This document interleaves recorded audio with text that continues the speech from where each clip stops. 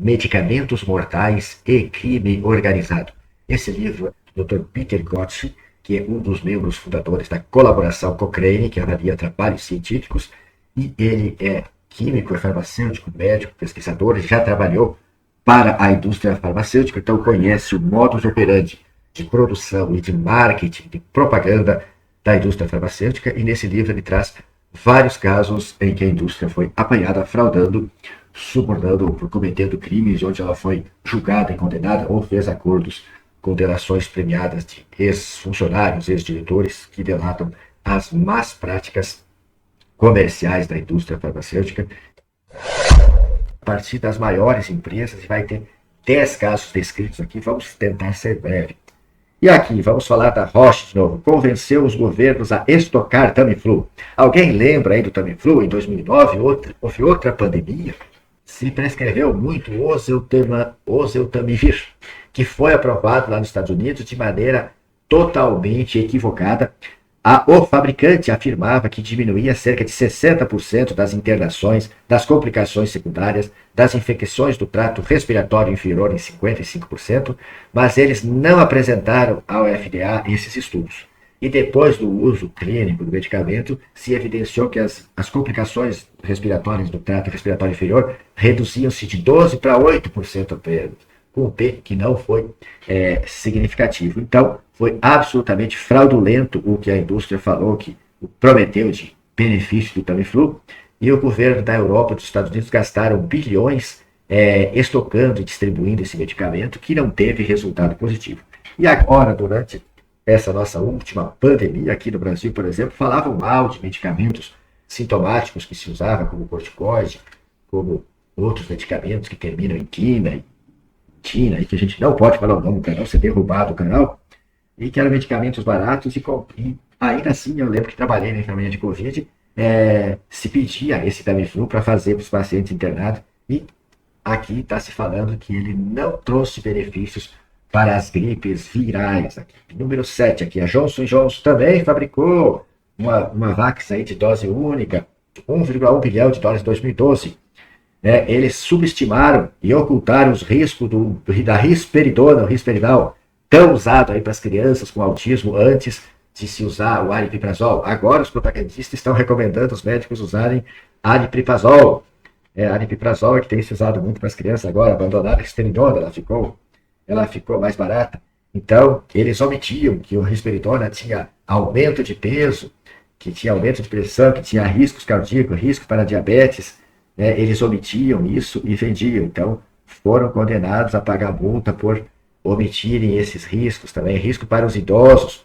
O Merck, 670 milhões de dólares devido à fraude contra o sistema dos Estados Unidos.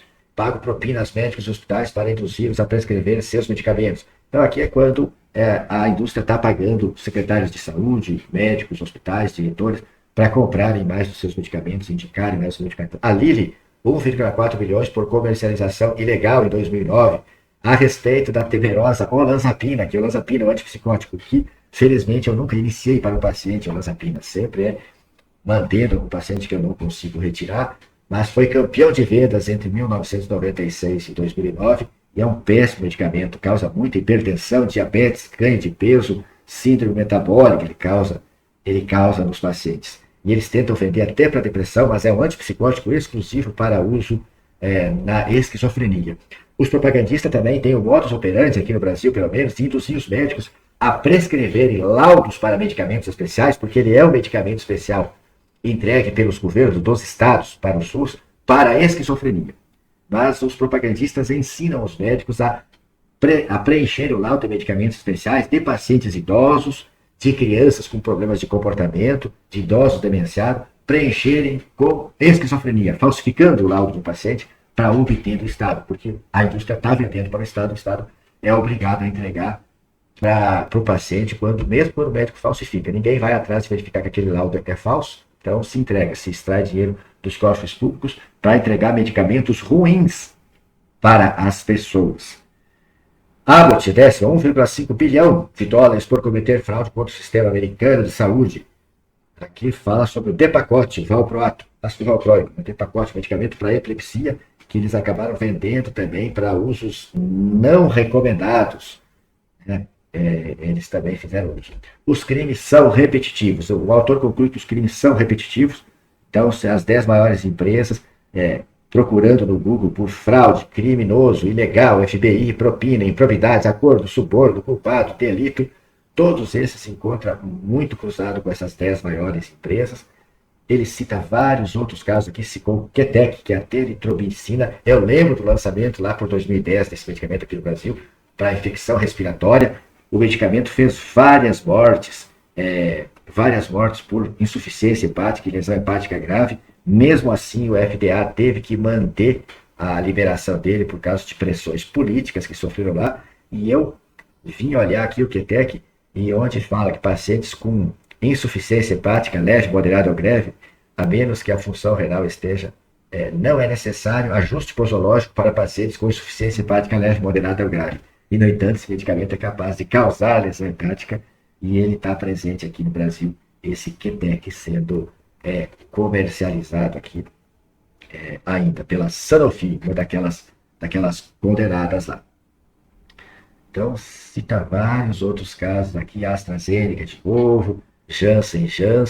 Aí fala aqui no Reino Unido, foi comprovado que ele tinha uma relação ruim, incestuosa entre a indústria e o sistema público de saúde, mas infelizmente os operadores do sistema de saúde britânico lá vieram a declarar que a relação, a parceria entre o governo, entre o serviço público e as empresas de saúde, as empresas da indústria farmacêutica é benéfica e traz muitas vantagens e oferece medicamentos que debelam as doenças, como se para tratar as doenças o importante fosse medicamentos e não as melhorias no estilo de vida.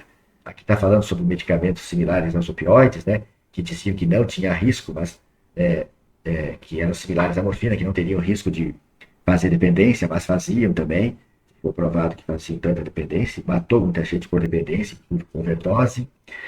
E o crime é organizado. Então, aqui que está falando o Comitê de Saúde da Câmara Britânica dos Comuns examinou a indústria de medicamentos em detalhes, descobriu sua influência era enorme, fora de controle.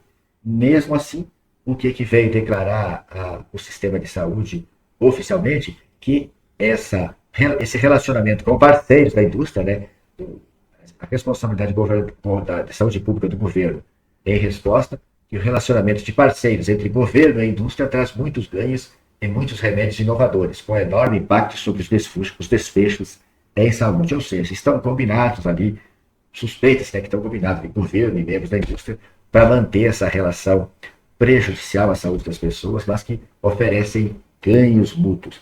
Tem um ponto aqui que fala que esses operadores de saúde geralmente são ricos e com riqueza advinda da indústria e não de outra forma. Mas eu acho que eu não vou encontrar esse trecho aqui. No começo do capítulo se perguntou se estamos enxergando uma maçã podre, solitária, ou se o cesto todo está cheio delas. O que estamos vendo é crime organizado e uma indústria que está completamente errada. Então, aqui está. Na América Latina, os cargos como ministros de saúde ou secretários de saúde são avidamente procurados, pois esses ministros são quase invariavelmente ricos com a riqueza proveniente da indústria de medicamentos. Então, é por isso que se vê muitas indicações de se tomar as vacs, por exemplo, aí, sem qualquer indicação médica, mas as secretarias de saúde aí, disponibilizando, fazendo cerco, pondo agente comunitário de saúde para ir atrás das pessoas vacinarem, sem ter qualquer indicação, porque vender algo que as pessoas precisam, para quem precisa já dá lucro. Imagina vender algo para quem não precisa, para quem não é indicado, para todo mundo e várias vezes, em várias doses. Isso eu quero que vocês pensem. Se você gostou de algum aspecto aqui, por favor, dá teu like. Se não gostou, também dá teu dislike. Aguardo seus comentários aqui abaixo. Vou deixar aqui as minhas redes sociais e lembrar que afixado aqui na descrição, mostrar mais, na descrição aqui do vídeo, um link para uma página do meu site onde tem todas essas redes para você me seguir, se inscrever com o teu e-mail e receber material inédito sobre saúde, como você melhor aproveitar o sistema de saúde em benefício da tua saúde. E deixo fixado também no primeiro comentário. Se isso beneficiar alguma pessoa que você conheça, por favor, encaminhe esse conteúdo em compartilhar para beneficiar outras pessoas.